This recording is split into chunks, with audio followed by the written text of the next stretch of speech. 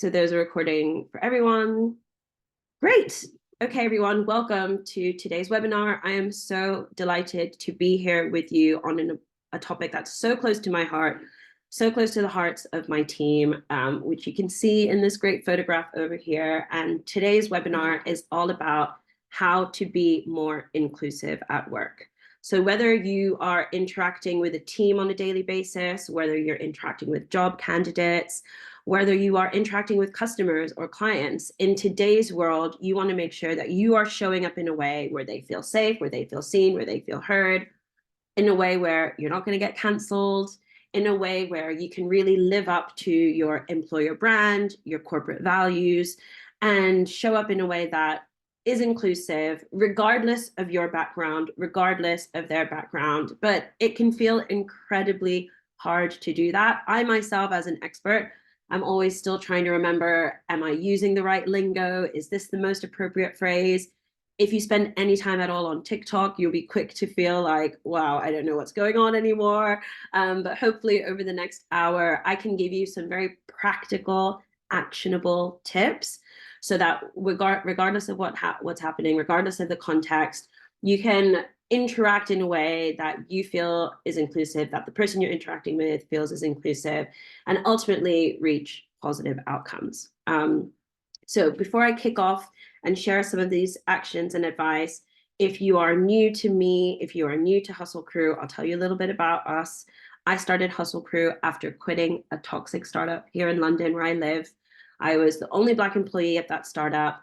And in 2015, when I worked there, we didn't have the vocabulary that we do now. We didn't have words like systemic racism. We didn't have words like microaggressions, likability bias. So the reality was I was often feeling excluded without the language to communicate that to my peers. And when I quit that company, I became obsessed with this idea of increasing awareness of these issues that cause underrepresented employees to feel marginalized, to feel excluded, to feel unsupported, and ultimately to quit, right? We all have diverse teams, I'm sure. You want to make sure everyone on that team can thrive, can stay in the company if they're a top performer. So the idea behind Hustle Crew was to build first a community of underrepresented folks who wanted to be seen and who wanted to be heard.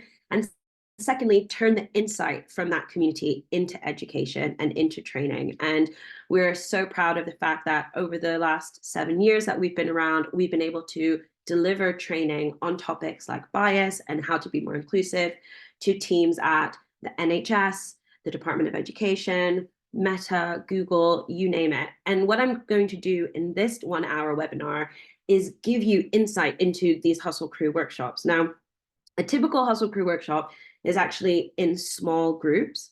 And the reason why we do that is because I believe that the most effective way to practice talking about challenging topics like identity, inclusion, all the isms, is to practice doing it. So if you were in a Hustle Crew workshop right now, I already have, asked you to unmute, share a little bit about yourself, share a little bit about why you're here and why inclusion is important to you.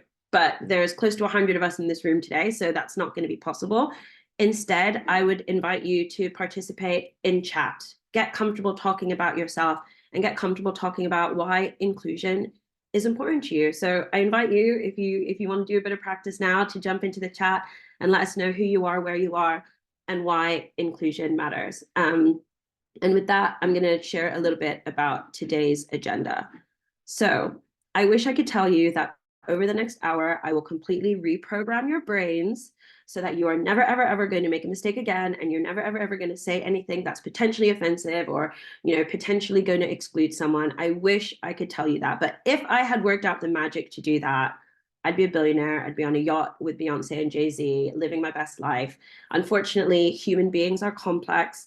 Our minds are complex too. And try as we might to be the most fair animals on the planet, the most kind animals on the planet, the most just animals on the planet. As you can see, reading the news on any given basis, we're not quite getting to where we aspire to be.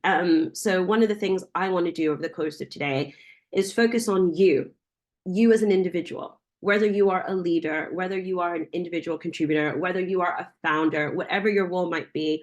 I want to show you the actions that you can take in any given moment to uphold inclusion best practices, even when your emotions are flared, even when you're a bit hangry, upset, annoyed, even when you're sleep deprived. How can you still dig deep and find within you the energy, the insight, and the knowledge to respond in that specific environment, in that specific context, in a way that's really, really inclusive? Oh, hello, Joanna in Wales. Lovely to see you. And thanks for having the courage to step into the chat, because I know it's very easy to just sit back and be really passive, especially in a webinar like this, where you're like, I mean, it's free. I don't have to do anything. But the reality is, inclusive action often means standing up against the status quo. Inclusive action often means doing something a bit different, doing something that might feel awkward, might feel uncomfortable.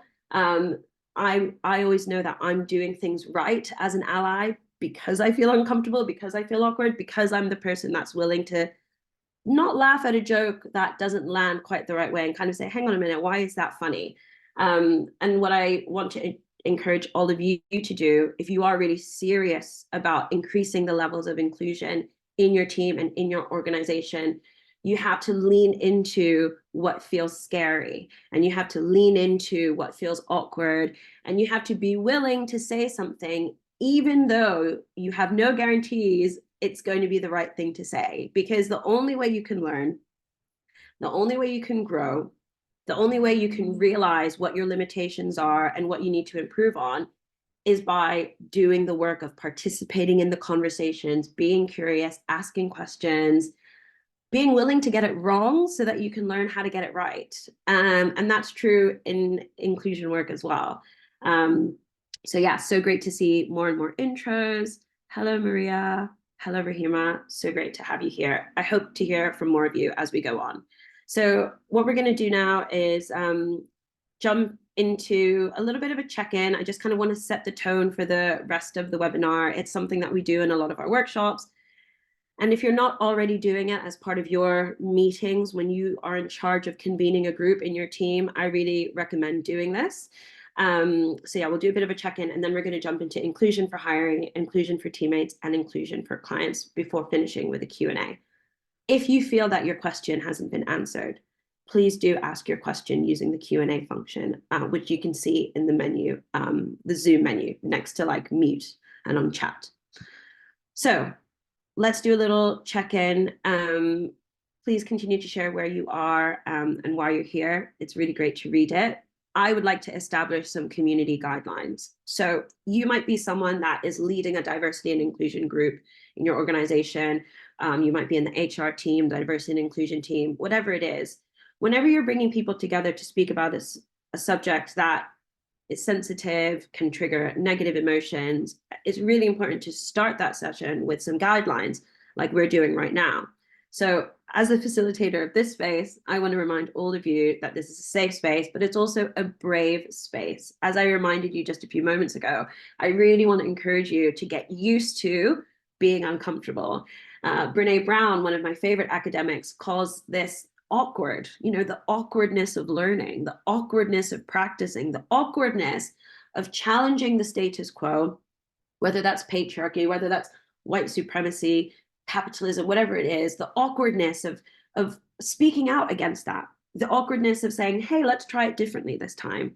So that's what I mean when I say brave. And I hope that all of you can create safe and brave spaces in your teams. We're here to learn, we're here to share, and we're here to grow in the pursuit of our goals to be more inclusive. So let's do that. If you haven't typed into the chat yet, push yourself out your comfort zone, give us a couple of sentences, tell us why you're here, tell us what you're hoping to get out of today. My favorite influencer on social media, Tiwa Lola of Confident and Killing It, says that our confidence is like a muscle, right? So our confident self that shows up as an ally, the confidence we feel showing up as an inclusive manager, the confidence that we want to have as an inclusion champion has to be built through the practice of doing inclusive acts, through the practice of doing courageous acts. So why don't you use this next 50 minutes we have together to build your confidence muscle.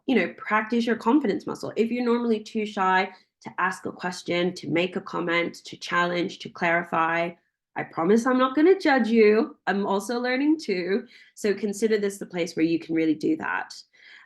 It's also important as I begin sharing my stories of privilege, bias, navigating spaces as a woman of color, to be aware that you might feel triggered in some of these stories. We've all, regardless of the skin we're in, had a bad experience at work.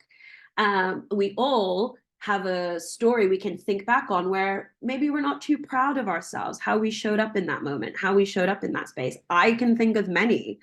So as I'm sharing stories in my bid to educate you, if you feel triggered, take what you need, take a step back, take a deep breath, don't feel attacked. You're here to learn. And let's just be respectful of what's being shared. And again, I would encourage all of you to have your own meeting guidelines in your teams, in your companies, when you're bringing everyone together. Think about what guidelines suit your corporate culture and your values, and make sure that every meeting, especially about a potentially challenging subject, begins with these guidelines so that you can get everyone on the same page and be like, okay, so these are my expectations of this space that I'm holding today. And if anyone's acting outside of those, we can use these guidelines to hold them accountable to that. And that's all that we're asking for. Let's be respectful. Let's be aware of our emotions. We're adults. We can regulate our own emotions. We don't need to offload our guilt or our shame or our frustration or our sadness onto the people around us. Some people are very empathetic. That might be super draining for them. So instead, we can be aware of our needs, be sensitive to the topics in the room, and then go boldly into the conversation. So with that in mind, oh, and hello to everyone. Yes, hello, Melanie. Hello, Abhinav or Avi. Hello, Lizzie. Hello, Ben. Hello, Becky. So lovely to see all of you contributing. Wow, I just heard the loudest thunder outside. I wasn't expecting that. It looked sunny a moment ago. That's weather in England for you. Okay, cool. Let's keep those interests coming through.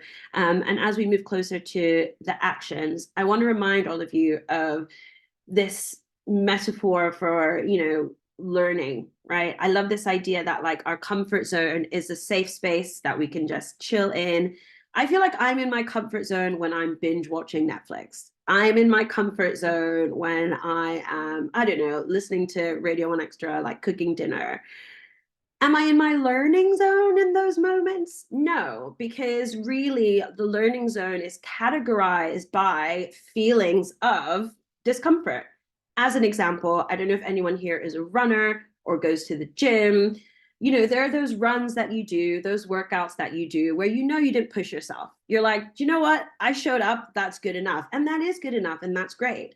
But when you really have to, I don't know, train for a half marathon or really want to like go up another class of weights, that's when you need to get out of that comfort zone and into that growth zone, into that learning zone. And I want to remind you of that, because the reality is, if I compare 2024 to 2020, we all forgot what the learning zone was.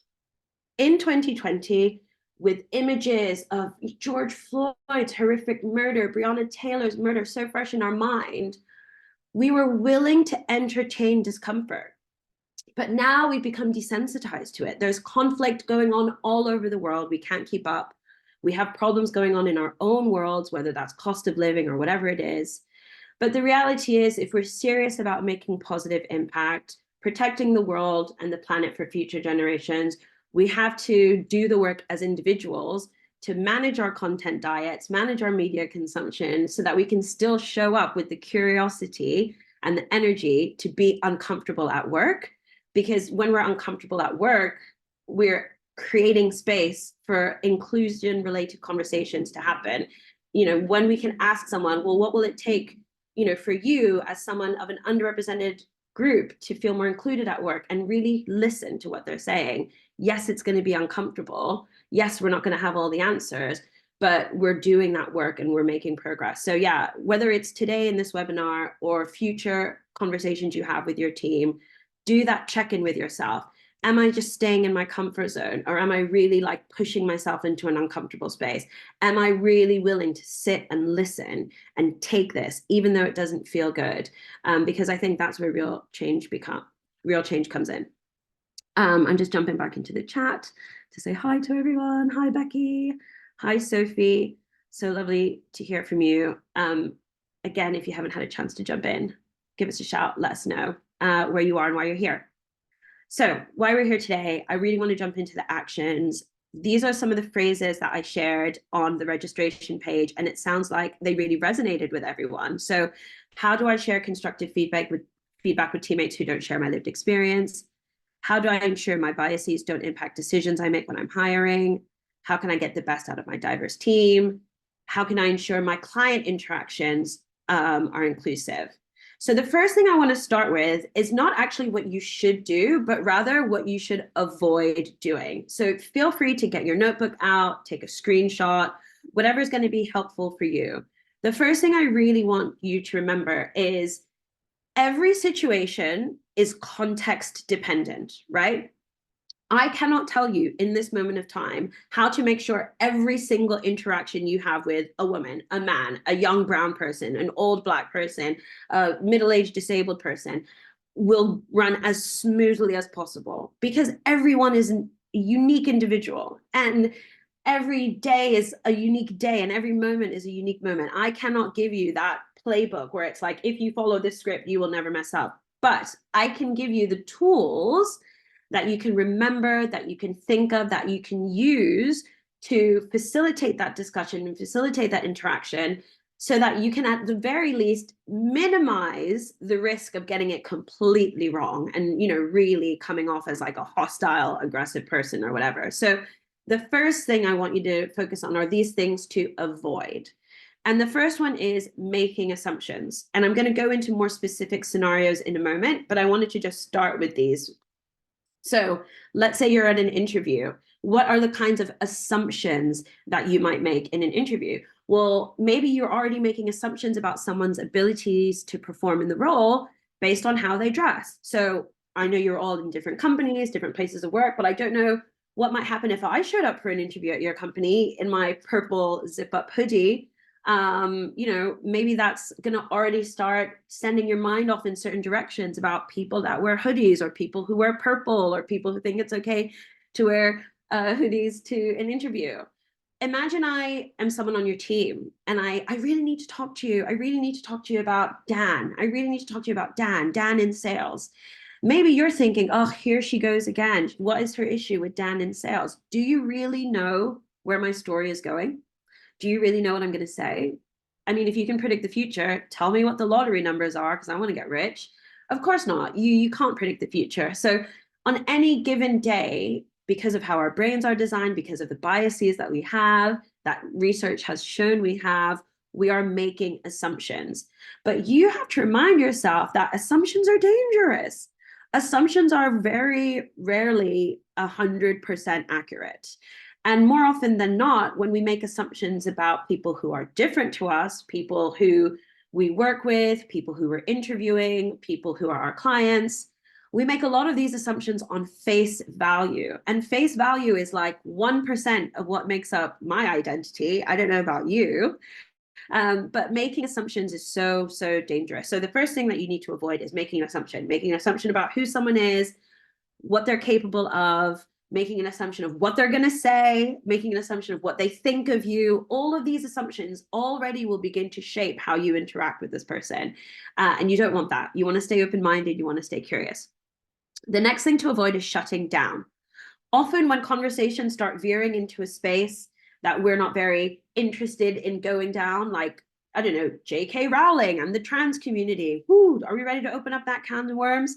You might want to just shut down that conversation. But shutting down that conversation is sending a message to the people who are interested in that conversation. It's sending a message that you don't value that topic, or you don't think it's important. And that can be really dangerous. And in a similar way, if I was to be confronted about something, excuse me, Abadesi, why didn't you ask us to share our pronouns when you asked us to do introductions? You can be more inclusive. If I, just ignored that, didn't acknowledge that, how am I making that person feel? Sometimes we shut down ourselves. We just mentally check out. But, our body language conveys so much meaning. So it's important to avoid shutting people down. It's also important to avoid shutting down ourselves. It's also important to, lack curiosity, like show that lack of curiosity, can be incredibly hurtful to people, right? So if someone in my team is very excited about something and I don't express excitement for it, or if someone from my team, is just reflecting on the holy month of Ramadan and wanting to share some of their experiences of celebrating Eid, if I show a lack of curiosity to that, that could be interpreted, in the worst case scenario as Islamophobia. Oh, what? Because I'm not Christian like you don't want to hear about what I have to say. So lack of curiosity can be a really dangerous thing, especially when we live in a society and work in industries where curiosity is so welcomed. Ooh, curiosity about this product innovation, curiosity about this market we're expanding into.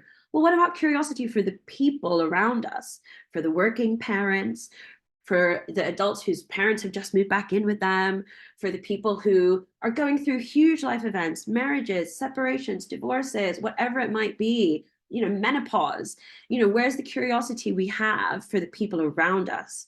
It's so important that we don't lose that. And then finally, avoid getting defensive. So how would you feel if I came up to you and I was like, hey, you, I have a really important piece of feedback for you, a piece of feedback that I think is going to make you a lot better at your job. So you listen to me. Now, when I finish telling you this feedback, you start getting defensive. You start going, oh, well, the thing, Abadesi, is, what you didn't realize is I was actually late that day because the train broke down. Yeah. And then the reason I didn't have the presentation ready was actually because I did it in Google Slides and I didn't know you needed it in PowerPoint. As you're sitting there listing your defenses, pretending to be the best lawyer in the world or whatever it might be, building up your defense, I am getting the message that you're not interested in my feedback. Because instead of saying, I hear you, I take note, that's fine, you're coming up with all these reasons why it's not actually your fault or why, my feedback isn't valid. So I'd love to hear in the chat if anyone feels brave enough to share if any of these things I've encouraged you to avoid are things that you recognize in yourselves, or if not in yourselves, in your leadership. So I can speak for myself because I'm brave and I'm hosting and I have to be a role model. Defensiveness is something that I really try hard to work on because it's just my natural setting. If I feel attacked, I get defensive. But I also see a lot of defensiveness as a consultant, as a educator. I go into rooms with people who have run Fortune 500 companies. They've turned over tens of millions of pounds, but they still don't have a woman on their leadership team. They still don't have a person of color on their leadership team. And when I challenge them on that, they get defensive because they have achieved so much in other spaces. But yeah, thanks, Joanna, for your honesty, defensiveness. Yes, I can relate. Bella, making assumptions, definitely. But yeah, again, your opportunity here, folks, participants, to practice inclusive action. A big part of being more inclusive is being vulnerable. And being vulnerable is that willingness to admit your strengths and your weaknesses. So if you want a little bit of practice, you want to build that inclusion confidence muscle, I dare you to say in the chat which of these things you recognize in yourself and are going to work on avoiding more. You've heard from me, you've heard from Bella, you've heard from Joanna. Oh, Emma's in the house. Thank you, Emma, coming in with the defensiveness. Mark as well. I've definitely been defensive in conversations before and try not to offend. Yeah, thank you so much for sharing. Emma as well, naturally quite defensive without realizing it. Yep, also really important to recognize when sometimes it's your communication style and what you can do to adapt that. I grew up in a Nigerian and Filipino household. I now live with a British husband. Our styles of communication are very different. So again, if you're like in a multicultural environment at work, what you see as healthy debate, someone else might see as an argument or a conflict. So being aware of those, I think, is very, very powerful. Thanks everyone for chiming in, Avi, Ben as well. So great to see that courage and that honesty coming through. Amazing. So let's move on to what you can try. What you can try is check your privilege. I'm trying to make this like a motto. So if I tell you and each of you go out and tell someone, hopefully we can get it there. But the motto is check your privilege as often as you check your spelling. Do you like it? I like it. But imagine a world where before I spoke up about someone, about what's happening in the Middle East, let's just say, right? Talking about, what's happening in Palestine, talking about what's happening in Gaza, I'm going to check my privilege, because the reality is I'm not a member of the Muslim community, nor am I a member of the Jewish community, which means I have the privilege of not knowing firsthand individuals directly affected by that conflict. That is not the same case for people I know of those backgrounds, of those identities. I know people who have lost loved ones, who've lost friends, who've lost colleagues. Whichever side of the debate you are on, people have lost loved ones and they've lost lives. So I'm very reluctant to stand out and make a strong opinion this way or the other. Because, I mean, of course, I condemn genocide, but what I'm trying to say is I'm trying to recognize the fact that I have the privilege of not being Muslim and I have the privilege of not being Jewish. So I've never experienced Islamophobia. I've never experienced anti-Semitism. Who am I to comment on what those experiences are like? I'm not in any position to do that. So I check my privilege before I speak. The next thing is I listen with compassion, right? How often do people start telling us a story? Oh, Abadesi, the reason why I was late to work, or the reason why I haven't done this yet. And I just want to get them to the end of the sentence, move on to something new. In reality, how can I make them feel like I'm really listening? How can I show the body language, the eye contact that makes them realize I'm here for you and every word matters? And how often are you actually listening to listen versus listening to solve a problem, listening to get that task done so you can move on to another? How many of you are even listening? I mean, I have this in my work, in my personal life, and someone's on the phone scrolling on something. How painful is that? So listening with compassion is this listening where it's like, I want you to feel like what you are saying is important, because it is, because you matter and your words are important. And I am going to give you the body language and the response that shows you I'm listening. And if you are interviewing someone, if you are a manager, if you are in a team meeting, if you're in a client meeting, a sales meeting, listen with compassion. Don't listen to solve the problem. Don't listen to give an answer.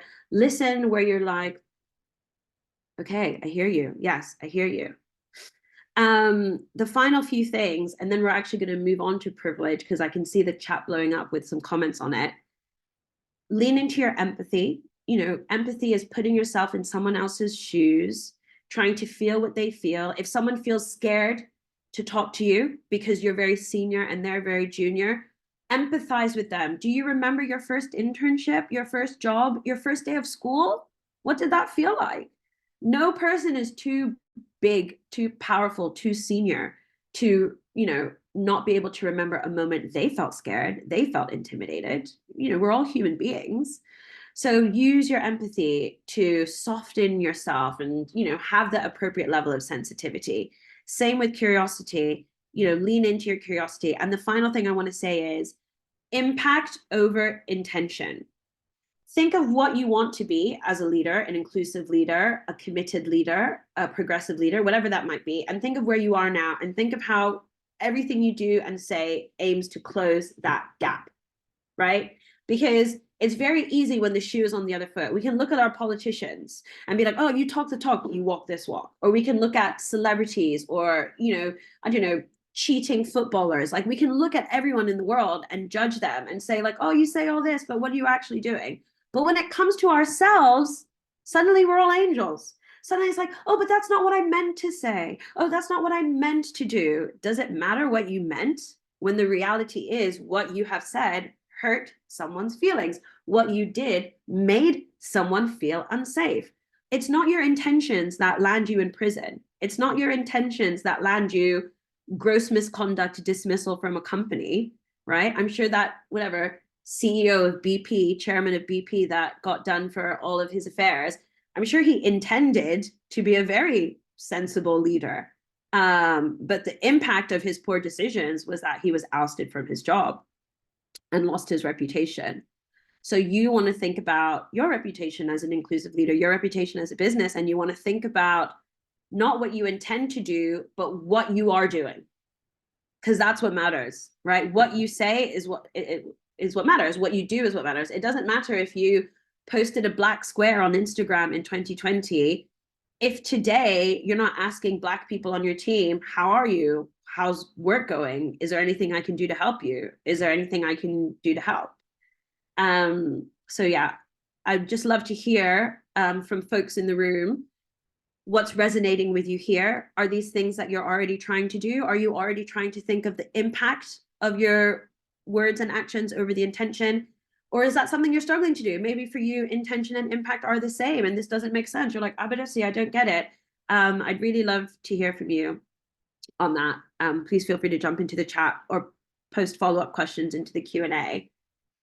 I just want to touch very briefly on privilege. If you haven't had this opportunity within your team to create shared meaning and shared language on terms like inclusion, privilege, intersectionality, that should be a step one that you do right away. As I can see in the chat, and thank you everyone for chiming in, Joanna mentioned sometimes people get really defensive when you say check your privilege. You know, Meredith also saying, I find using the term privilege tends to generate extremely defensive reactions at work. How can we move to a place where the word privilege doesn't create those negative reactions? You know, if I think of myself as a girl in the 90s and people said, I'm a feminist, I thought being a feminist was like gross. You know, I'm saying that now as a proud intersectional feminist, but in the 90s, as you know, some 8-year-old girl hearing the word feminist, I was like, does that mean that you can't shave your legs and you have to wear Birkenstocks? I mean, I was ignorant. I was a child. I didn't know anything. But we've been able to move to a place where feminist is a word that we can now analyze, slice, rebrand, rehash, and have conversations around. So why can't we do the same thing with privilege? Why can't we do the same thing with bias? I want us to normalize conversations on these topics. And in order to normalize conversations on these topics, you have to create shared meaning. So when I'm talking about privilege, I'm talking about these unearned advantages that you have for some trait that you seem to possess. You didn't choose to have them. I didn't choose to have them, but I've got them. If I look at the Equalities Act in the UK, and most countries have a version of this, or the United Nations has the Declaration of Human Rights, we are protected by law from discrimination. So I am not allowed to be discriminated against because of my age. Someone can't say, I can't hire you onto my board, you're too young. Or I can't cast you in this show, you're too old. In theory, no one should be able to say that. In reality, it's happening all the time. I have privilege wherever I am in the dominant group, wherever I'm in the normal group. I don't like the word normal. Don't think anyone does. But wherever you're in the default that society has designed institutions for, has been shaped around, you have privilege. So, you know, if we look at the rest of this list, I have privilege as a cisgender woman, right? I haven't had to reassign my gender after birth or anything like that. I have privilege also as, you know, a married 30-something woman. There's like tax benefits if you get married and things like that. How crazy is that? When it comes to race, I don't have privilege, right? I've faced racial discrimination in this country. I've been called the N-word in this country. How crazy is that? Like, it wouldn't have happened to me if I was white. So one of the things that is very important for you, if you are still someone that struggles with the concept of privilege, and if you are still someone who has struggled to get the conversation off the ground in your team, shape the conversation around your country's version of this. You know, shape the conversation around awareness of your civil rights. You know, you're all citizens of various countries. You have rights. So at the very least, use that as a starting point, because it's undeniable that there are laws. It's undeniable that the laws protect you. Whether or not they work as they were designed to is a story for another day. But this can be a really powerful way for you to kind of say, like, okay, around the room, who's in the dominant group or not? And how has that affected us? How has that affected our education? How's that affected our careers? And yeah, I really love this point that Rahima is making. How do we then build on that and recognize the privilege as power to create positive change? One of the things that I often am told in workshops, especially by, you know, senior leaders here in the UK, who more often than not are cisgendered, heterosexual, you know, closer to maybe middle-aged white men in their, you know, 50s, they'll often say to me, look, I get that I have privilege, but you know, how do I move on from this feeling? Because like what I'm feeling now is I'm feeling guilty, I'm feeling ashamed. And what I say is, you know, I think of my privilege as a Nigerian Filipino woman. If I think of the typical 30-something woman in Nigeria and the circumstances that she has, mine are incredibly elevated. If I think of that typical 30-something woman in the Philippines, you know, the country my mom grew up, and compare circumstances to my own, again, I'm in a much more fortunate position. But I don't let the guilt of that weigh me down. Instead, I'm reminded of the fact that society and civilization have been shaped by people who use their privilege for good. You know, I watched Oppenheimer a few months ago. I don't know if any of you guys have watched Christopher Nolan's Oppenheimer, but if you think of what was happening in the world, Jews were being persecuted, were being killed by the Nazis, and a handful of free Jewish men with genius brains came together and built a nuclear bomb when we never even had the technology to do that. And you can think of countless examples of people who've used their privilege as an athlete, as a creator, as an activist to drive change. So if you're someone who's conflicted about your feelings of privilege, just look at history and look at incredible people in history and in society today who are not feeling burdened and guilty and weighed down by their privilege, but instead are using it as allies to make the world a better place. I mean, privilege can be an incredibly exciting thing, is what I'm trying to say. So now I'm just going to jump into some of the scenarios that I've designed as a way to like bring these learnings back to the fore. And I saw just one quick question here from Daniela. On Check Your Privilege, how do you navigate sensitive topics without avoiding speaking on these topics due to your privilege?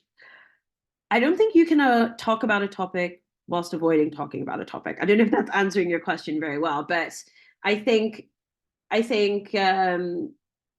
if you want to speak to people who share your identity about a topic that you think is important for you to discuss as allies, but you're not part of the lived experience that's affected by that. So let's say, for example, you want to talk about Islamophobia to your other white colleagues, even though you're not Muslim and neither of them are Muslim. I think just opening up with that and being like, hey, hands up, I'm white, we're all white, but I want us to talk about how we can better support Muslims in our community. Or, you know, if it's about anti-Semitism and none of you are Jewish, but you want to have the conversation, I think just hands up. I know this isn't my lived experience, but I'm aware there's an issue, there's a challenge, and I want to do more about it. So yeah, I definitely think don't avoid an uncomfortable conversation, maybe signpost to it. Like, I want to start an uncomfortable conversation about a topic that's really important. Please keep the comments coming in the chat. I really appreciate everyone who's willing to share for everyone's benefit to learn. So here's a scenario about giving feedback, and this is something that I know came up a lot as everyone was registering and sharing their own questions. So let's say you need to share constructive feedback with someone on your team. The last time you tried to do this, you felt like the vibe was off afterwards. Although they didn't show it, you just worry that maybe you've upset them. Perhaps your language wasn't as inclusive as it should be. This person doesn't share your lived experience, and you want to ensure your message lands the right way. So hopefully some of you in the room, this scenario feels like something that could happen at work, has happened to you. Maybe you're the one giving the feedback. Maybe you're the one who was receiving the feedback. But I think we can all relate to an aspect of this. So how are we going to react in an inclusive way, given everything that we've just been discussing? Well, we want to avoid making assumptions. We want to avoid shutting down. We want to avoid getting defensive, right? So in this scenario, we don't really know what the feedback is about, but it's very likely that we might be like, oh, okay, I already know what you want to talk about. I don't really want to hear this. I've moved on from that. Whatever it might be, we just want to avoid those things. Again, if you are inviting someone to a conversation, you want to deliver some news that could potentially create negative emotions, thinking about the impact over intent is going to be key here, right? So you might even want to be very specific, like the purpose of this conversation is to share information that I believe will help you grow even more in this role. And we value you in this role, and you are important to the team in this role. And that is the reason why I'm sharing this. It's because you are important. It's because you're talented, and because I believe you can be even more capable that I'm sharing this with you. Very few of us share the purpose of a conversation before jumping into it. But sharing the purpose of a conversation can be an incredibly powerful way to frame it. And that also means that, you know, the person you're interacting with now has that sense of, okay, I have this sense of calm. I understand why we're having this conversation. And maybe even say to them, I know sometimes when we receive constructive feedback, we can feel upset. We can feel like we've let the team down. I want you to know that I know that you value this team and I know you're very capable. And I certainly don't want to make you feel bad, but of course I can't control how you feel, but I just want you to know I'm telling you this purely for education purposes because I want you to improve. So maybe you can try on a phrase like that or whatever feels, you know, natural for you. And then you also want to just, you know, check your privilege. So if you are that senior person delivering feedback to a junior person, you might have to remind yourself, you know, you're very confident. You've been in the company for years. You've used the systems for years. This person is much earlier in their journey, and that might be something that you need to acknowledge. Similarly, maybe you're an extroverted person, and this person is actually a bit more introverted, and you're giving them feedback about their energy or how they present. Again, check your privilege. Like, okay, actually being extroverted gives me privilege in this scenario because, you know, it comes natural to me and easily to me, and not everyone's going to have that. So actually, maybe I need to be mindful of that. But yeah, in every scenario, just go through that checklist. Okay, what do I want to avoid and what do I want to try? And as you go through that, you will find the words, find the phrases to come across as an empathetic, as a compassionate, inclusive person. Sometimes you'll get it wrong. I still get it wrong, but you won't get it wrong as disastrously as you might have if you didn't do these things. And you will have someone hopefully on the other side of the table who's willing to say, I can really tell that you've tried and I really appreciate that. Here's how you can improve in the future. So I'm going to move on to hiring now, but if you do have any other further questions about giving and sharing feedback, please feel free to pop them in the chat. I really appreciate it. So here's a scenario around hiring, and we'll think about how we can be more inclusive. So you're aware that your team has a diversity problem. You're worried it will impact the next round of recruitment you plan to do. You want to attract underrepresented candidates, but worry the company's current image will put them off. And when you start conversations with leaders about the need to make hiring more inclusive, you are met with defensiveness. So this is a scenario that might be facing some of you dialing in right now. Maybe you are in your diversity and inclusion employee resource group. Maybe you are a diversity and inclusion leader. Maybe you're just a team leader or a manager that just has acknowledged this challenge and wants to do better, but you're not getting that support from senior leadership. You're not getting that buy-in to experiment and do things differently. Well, when you're trying to interact with stakeholders like your head of HR, your head of recruitment, it's really important that you avoid making assumptions, right? Oh, well, I know we've already tried this, but let's try that. Much better for you to instead go into this conversation, you know, with curiosity and try and understand, can I please understand what we've done so far as a company to increase the diversity of our candidate pool? Or can I know what we've already tried to make our interviews more inclusive? Don't start from a place of assumptions, start from a place of assumed ignorance. You know, how different would the world be if more people were just honest about what they didn't know? Everyone's out there pretending to know everything or like acting like they know a lot of stuff. Well, what if we just had enough, you know, humility and vulnerability to be like, I'm actually completely clueless about this, but keen to listen and learn. The world would be so different. So in this scenario, don't make any assumptions. Don't shut down the conversation either, or let the conversation be shut down. So if someone's like, oh, well, we've already covered this, blah, blah, blah, maybe it's helpful for you to use some of that language and say, I feel like we're shutting down the conversation and I don't want to do that. Or, you know, I feel like you're shutting me down, but I genuinely want to learn. I'm genuinely curious. And of course, if you're the person who's getting defensive in this scenario, maybe because you've been involved with previous efforts to make hiring more inclusive, maybe you've been involved with previous, you know, diversity initiatives and they just haven't produced the results you wanted. Maybe you're also feeling defensive, but you know, whatever it is, like just keep that in check.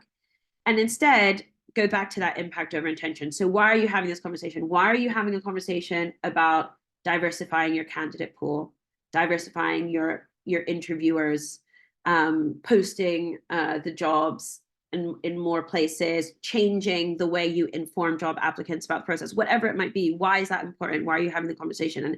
And use that as an anchor and for the conversation, but also as a frame for the conversation. Like, hi, everyone, I've brought us here because it's important for us to discuss this, because this is our goal, or this is our strategy, and this is what we want to achieve. And then finally, like, check your privilege. And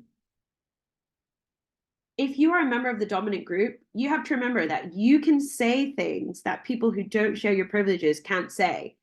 You're going to be participating in conversations that people who don't share privileges aren't going to participate in. There are things that white people will say when only other white people are around that I will never hear, right? Because I'm a person of color. And there are things that maybe cisgender people will all say when we are all on our own that, you know, a trans person wouldn't hear. There are things that people without disabilities might say that they wouldn't if someone with disabilities was in their company. And I think it's so important when you recognize your privileges to also recognize what conversation you can have without penalty, without punishment, that someone else wouldn't have. So, for example, let's say people are using outdated language. Sure, the person who's impacted by that language could be the one to be like, oh, you know, you can't really use that phrase anymore. But then the people are going to like feel guilty and feel shame and feel like a certain way. But if you're the person, even though you're not part of that marginalized group, who just goes, guys, we can't say that anymore. It's just like, okay, cool, fine, we won't say that anymore. Move on. So yeah, I think it's also really important, people with a lot of privilege in this room, people from the dominant groups, to be that person where you can call out your peers, you know, the peers of your privilege group, and be like, let's be honest, we're not trying hard enough. Or let's be honest, look around the table. Who's missing from this table, and why are they missing? Why haven't we bothered to include them? You can have those conversations and you can say those things. Someone's asking, Bella, how about when it's not necessarily about having a conversation with your team, but when you're actually in the midst of doing the hiring? So do you mean like in conversations with your candidates? If you can clarify your question, I can try and answer it. Yeah, so if you're talking about conversations with your candidates, you need to really make sure that you, as a group of stakeholders representing your business, have already got resources to keep consistency across those interviews. So you should have like an interview guide, interview script, do's and don'ts, community guidelines. I used to work at Amazon, and interviews were pretty much scripted because they wanted to make sure that we were all following the same language, the same terms, the same phrases. And you also just want to make sure that you're debiasing every stage of the process. So making sure that all the decisions are evidence-based, and anyone who's not presenting evidence when making a decision is being challenged on the evidence for that decision. Cool. So just in the final 10 minutes, I want to come to the final scenario. And then if we have time for any other questions, I will cover them. So this is about just an everyday interaction at work. It might be an everyday interaction at a social event. Maybe you're hanging out with your clients. Maybe you're hanging out with your team. You might be the kind of person where your natural instinct is like, I'm just a joker. I love to crack jokes. I want to lighten the mood. I want to make the ladies laugh, whatever it might be. But you're worried, given the diversity of lived experiences all around, that your jokes may not land well. So what do you do? And I recently did a workshop at a tech company, mostly guys in the room, where two of the guys came up to me afterwards and said, that was a great talk and I learned a lot, but I just worry now that like I have to be careful about what I say. And that's kind of what inspired this scenario, because I have some thoughts. I think the first thing is to maybe just ask yourself, what is the desired impact of the jokes you want to make, right? Because if the desired impact of these jokes is, I want to make jokes right now because I want everyone to feel like I'm a team player or like I'm a relatable person, you know, my next question is, are there other ways that you can do that that are less risky? Humor is very subjective. It's very context dependent. It also depends hugely on your delivery and your timing. I watch a lot of stand-up. So if you watch stand-up, you will know that you can have the funniest sentence, but if you don't say it right, it's not going to land. So why are you having this, you know, funny story? Why are you saying this joke? What do you want people to feel? And if what you want people to feel is like they can trust you or they enjoy being around you, perhaps there are safer ways to do it than making a joke. Maybe it's about just telling a story. Maybe it's about asking them questions, getting to know them, getting to know a bit more about them. I would go down that route. Also, again, check your privilege, right? So if you are a cisgendered heterosexual guy and you want to tell this joke that always lands well when you say it at the golf club or at the five-a-side football practice, look around the room you're in now. Does that look similar? Does the audience look similar? Do these look like the same kind of people that might find that joke funny? And if you can't with certainty say yes, avoid it. Because at the end of the day, you're at work, right? And work is a place where you are professional and you fulfill your role and responsibilities and you uphold the values, right? And the standards and the culture. And those other places that I mentioned, the five-a-side football pitch, the golf club, whatever it might be, those aren't work. So it stands to reason that some of the things you say at these social places are not fit for consumption at your place of work. Something to think about. So just to recap, in the feedback scenario, when you want to share feedback with someone who doesn't share your lived experience and you want to make sure it resonates, you want to try focusing on the impact of that conversation over the intention. Why are we having this conversation? This is how I want to make you feel. And you want to check your privilege. In the hiring scenario, same kind of thing. You want to focus on why are we here right now for this interview? Okay, we want to see if you are going to be the best account manager, the best customer success manager. And I want you to feel supported throughout this conversation. No surprises, no tricks. I'm just creating a space to get the best answers out of you. And then you want to check your privilege, before you start judging them because of the color of their jumper or the volume at which they're speaking or even the speed at which they're speaking. Check your privilege. Like, what am I assuming because of this? And yeah, avoid making assumptions, avoid getting defensive. And in this final one around interactions, same kind of thing. How are you going to make sure that your joke doesn't land the wrong way or get you canceled? It's by reminding yourself of what the impact is supposed to be and checking your privilege. So we're sort of coming to the end of the webinar. Thank you so much, everyone, for joining us today. As I said, usually a Hustle Crew workshop is in much smaller groups, and that is an opportunity for each person to share the airtime, share their stories, challenge the definitions we're sharing, challenge the scenarios. I just believe the best way for us to feel confident in taking inclusive action and challenging the status quo is by having the conversation, talking about it, practicing it, stumbling over our words, finding the phrases we can use that feel comfortable to challenge and to speak up. But yeah, in these final few minutes, I just invite anyone who had like a burning question that wasn't answered to pop it into the chat or into the Q&A. So one of the questions was, do you have suggestions for budget-friendly resources where we can learn how to help neurodivergent candidates during hiring? The best ways I have found is usually charities that are focused on like a specific lived experience will like offer like advice on them. So one charity I know, I think it's Exceptional Individuals, work specifically with people like with autism spectrum disorder and things like that. But they used to post stuff on their blog about like how to improve recruitment processes. So yeah, same kind of thing, like Stonewall, which is like a leading LGBT plus advocacy group. They publish a lot of workplace resources. So if there is like a specific identity group that you're targeting or you want to be more informed on, go to the advocacy groups that represent them, go to the charities that represent them, and see what resources they have. Okay, great. Jillian is saying that Ostica have a new resource as well, but I would check them out. Also, if you haven't checked out our Substack, please do, hustlecrew.substack.com, or you can just Google Hustle Crew Substack.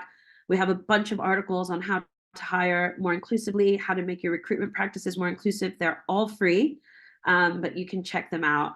And yeah, please head to our website, hustlecrew.co. If you'd like to book a free call and get advice, you can just follow that link, hustlecrew.co/contact.